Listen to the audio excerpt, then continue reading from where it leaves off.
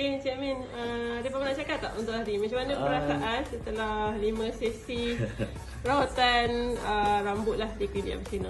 Saya tak seronok langsung, tapi guronok. Sebab apa? Dulu saya terpaksa kadang-kadang spray pada tepi ni untuk cover lompang-lompang kan. Tapi saya dah sebulan dah spray saya beli banyak stok tu, terbiar. Alah, rugilah. Tapi tak apa, saya anggap itu satu masalah yang bagus. Terima kasih kepada Dr. Zafran. So kita cuba yang terbaik. Alhamdulillah respon pun kita dah dapat. Kita nak continue treatment tu untuk bagi dia kekal lah. InsyaAllah. Okay. Terima kasih doktor.